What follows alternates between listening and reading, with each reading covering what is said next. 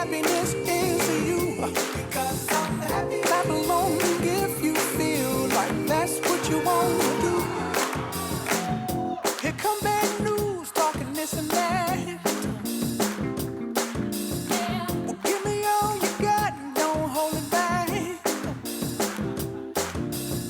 Well, I should probably warn you, I'll be just fine.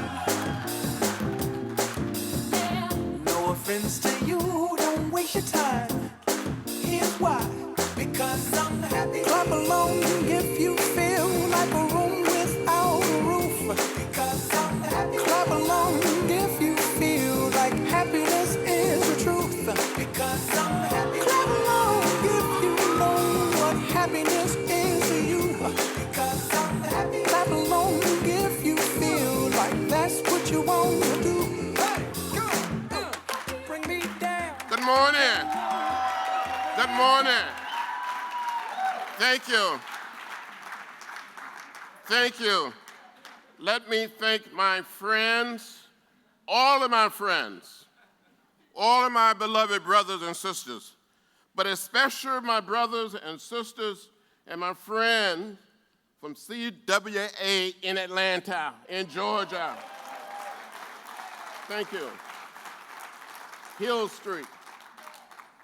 It is good to be here. You can tell that I love the song Happy. I think we all should be happy. Whatever you do, be happy. Be hopeful. Be optimistic.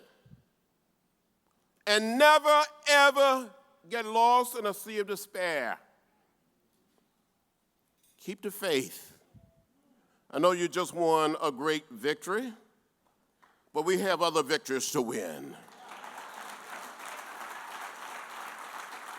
I must tell you, I have to be very, very brief.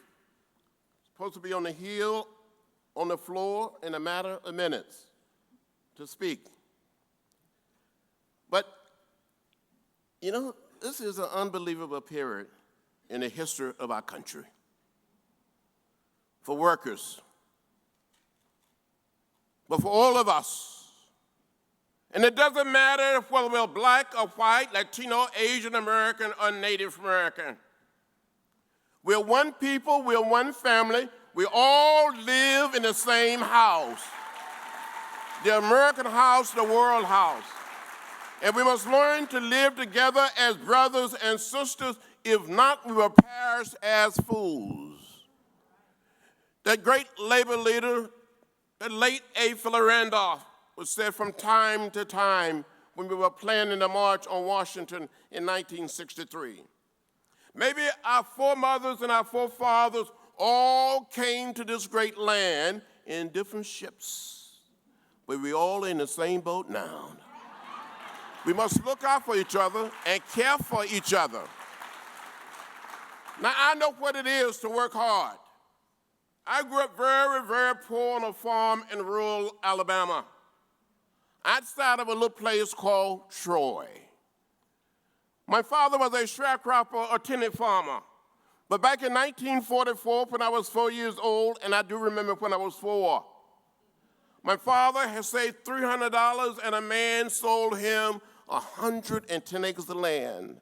My family still owns this land today. On this farm, we raise a lot of peanuts, cotton, corn, hogs, cows, and chickens.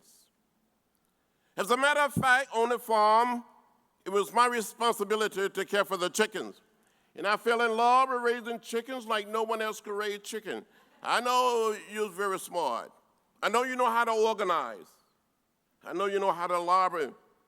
I know you know how to win contracts and great victories, but you don't know anything about raising chickens. And let me tell you what I had to do as a young boy growing up.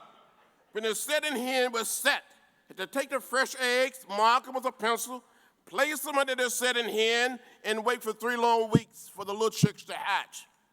Some of you are probably saying, now, John Lewis, why do you mark those fresh eggs with a pencil before you place them under the setting hen? Well, from time to time, another hen will get on that same nest and there would be some more fresh eggs.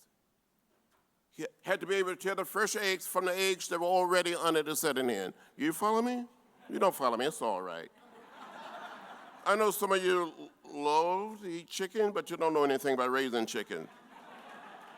So as a little boy, I would cheat on the setting hen. I would take these little chicks and give them to another hen, or put them in a box with a lantern. I was never quite able to save $18.98 to order the most inexpensive incubator or hatcher from the Sizzle Roebuck store. Any of you old enough to remember the Sizzle Roebuck catalog? That big book, that heavy book, that thick book. Some people call it the whoosh book. I wish I had this, I wish I had that. So I just kept on wishing. But as a little child, about 9 or 10 years old, I wanted to be a minister. So we would gather all of our chickens together in the chicken yard, like you gather here in this hall. And my brothers and sisters and cousins were lined around and outside of the chicken yard, but they would help make up the audience, the congregation. And I would start speaking or preaching, and when I look back on it, some of these chickens would bow their heads. Some of these chickens would shake their heads. They never quite said amen. But I'm convinced that some of those chickens that I preached to in the 40s and the 50s tended to listen to me.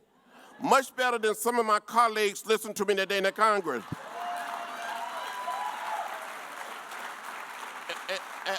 As a matter of fact, some of those chickens were just a little more productive. They produce eggs.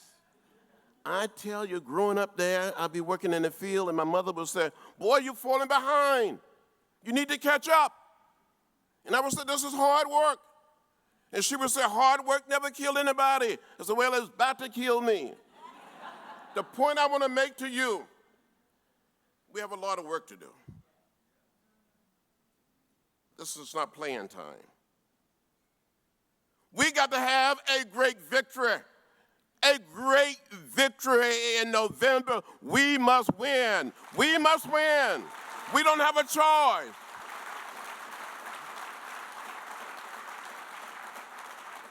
There are forces that want to take us back. We come too far. We made too much progress to stop now. We must continue to go forward. There are people today who want to make it harder, more difficult for people to participate in the democratic process. The vote is precious, almost sacred in a democratic society. It is the most powerful, nonviolent instrument or tool that we have, and we must use it. All of us must use it and get out and vote like we never voted before.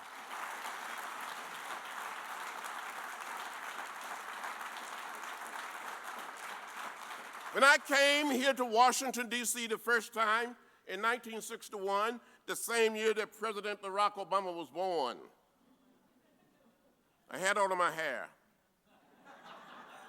a few pounds lighter, to go on something called the Freedom Ride.